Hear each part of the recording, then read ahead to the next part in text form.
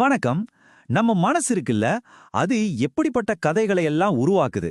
அப்புறம் அந்த கதைகள் எப்படி நம்மளோட உண்மையா மாறிடுதுன்னு என்னைக்காவது யோசிச்சிருக்கீங்களா? இதை விளக்குறதுக்கு ஒரு அழகான ஜென் கதை இருக்கு. பார்க்கறதுக்கு ரொம்ப சிம்பிளான கதை மாதிரி தான் தெரியும். ஆனா அதுக்குள்ள ரொம்ப ஆழமான ஒரு உண்மை ஒளிஞ்சிருக்கு.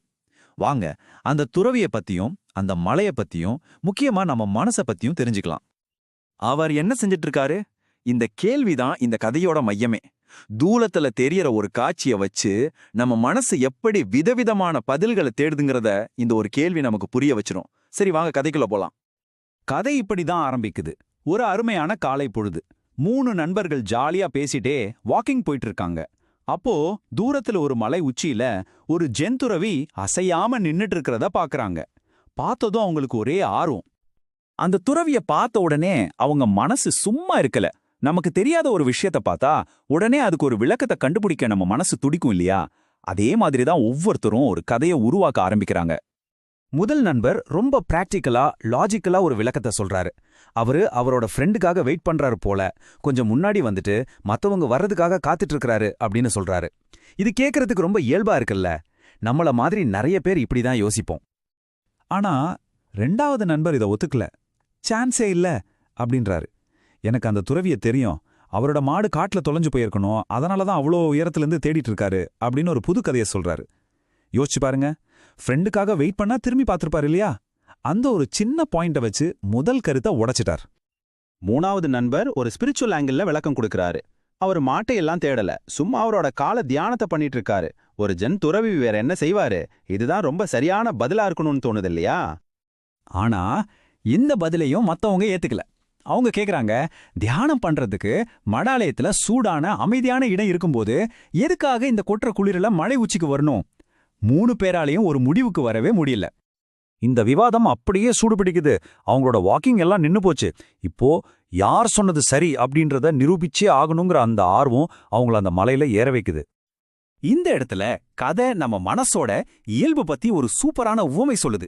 நம்ம மனசு ஒரு குரங்கு மாதிரி ஒரே இடத்துல நிக்காம தாவிக்கிட்டே இருக்கும். தேவையில்லான விஷயத்துல தலையிட்டு தனக்குத்தானே பிரச்சனையை உருவாக்கி கொள்ளும். அந்த நண்பர்களோட மனசும் அப்படிதானே வேலை செஞ்சது. ரொம்ப கஷ்டப்பட்டு பல மணி நேரம் மலை ஏறி மூச்சு வாங்க அந்த துறவிகிட்ட போய் சேர்றாங்க.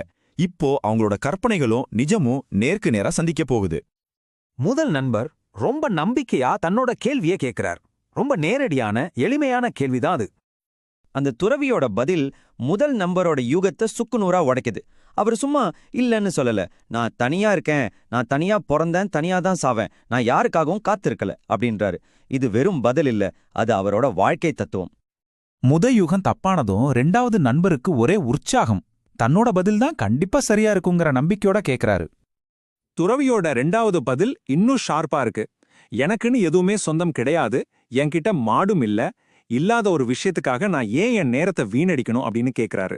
சொத்து சுகத்தையே திறந்த ஒருத்தர்கிட்ட தொலைஞ்சு போன பொருளை பத்தி பேசுறது எவ்வளோ பெரிய முட்டாள்தனம். இப்போ 3வது நண்பர் ஒரு வெற்றி புன்னகையோட கேக்குறாரு. மத்த 2 பதிலும் தப்பாயிடுச்சு. அப்போ தன்னோட ஸ்பிரிச்சுவல் விளக்கம்தான் கரெக்டா இருக்கணுங்கிறதுல அவர் ரொம்ப உறுதியா இருக்காரு.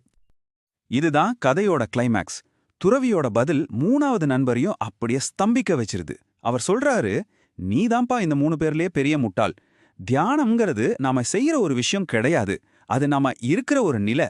நான் தியானம் பண்ணல, அதாவது நாம தியானத்தை செய்யறதில்ல, நாமளே தியானமா இருக்கிறோம்.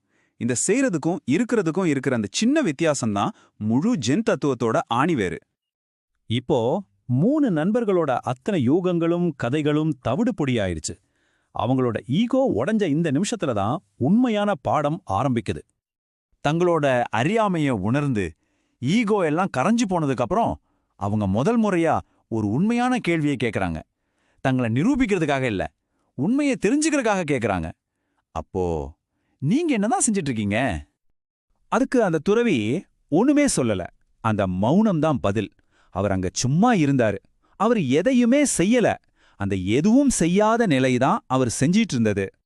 துறவியோட இந்த நிலையத்தான் ஜென் தத்துவத்துல சாட்சி பாவம்னு சொல்றாங்க. அதாவது ஒரு சாட்சியா இருக்கிற நிலை.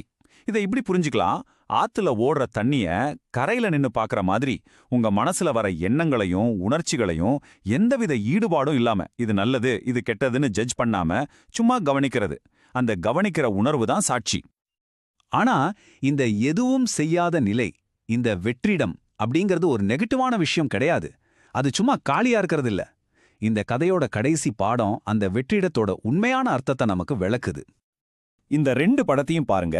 இடது பக்கம் இருக்கிறது நாம புதுமா நினைக்கிற வெறுமை, அதாவது ஒண்ணுமே இல்லாத காலியான ஒரு நிலை. ஆனா வலது பக்கம் இருக்கிறது தான் ஜென் சொல்ற சூன்யதா. அது காலியா இல்ல, அது தூய விழிப்புணர்வால் பிரக்ஞாவோட ஒளியால நிரம்பி வழியிற ஒரு முழுமையான நிலை.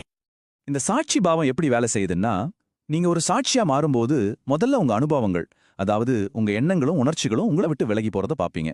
அந்த பயிற்சி ஆழமாக ஆழமாக அதுங்க முழுசா மறைஞ்சு போயிடும். கடைசியில மிச்சம் இருக்கிறது எதுவுமே இல்லாத ஒரு தூய நிலை. ஆனா அந்த எதுவும் இல்லாத தன்மை உங்க சொந்த விழிப்புணர்வின் ஒளியால நிரம்பி இருக்கும். அதுதான் முழுமையான அமைதி. அப்போ கடைசியா இந்த கதை நம்மள ஒரு ரொம்ப முக்கியமான கேள்வி கிட்ட கொண்டு வந்து நிறுத்துது. யோசிச்சு பாருங்க, உங்க மனசுல ஒவ்வொரு நாளும் 1000 எண்ணங்கள் உணர்ச்சிகள் வந்து போயிட்டே இருக்கு. வானத்துல மேகம் மாதிரி நகர்ந்துட்டே இருக்கு. ஆனா அந்த மேகம் வர்றதையும் போறதையும் எதுவுமே பண்ணாம சும்மா பார்த்துட்டே இருக்கிற அந்த வானம், அந்த சாட்சி, அது யாரு? உங்க உள்ளுக்குள்ள இருக்கிற அந்த பார்வையாளன் யார்? இத பத்தி கொஞ்சம் யோசிச்சு பாருங்க.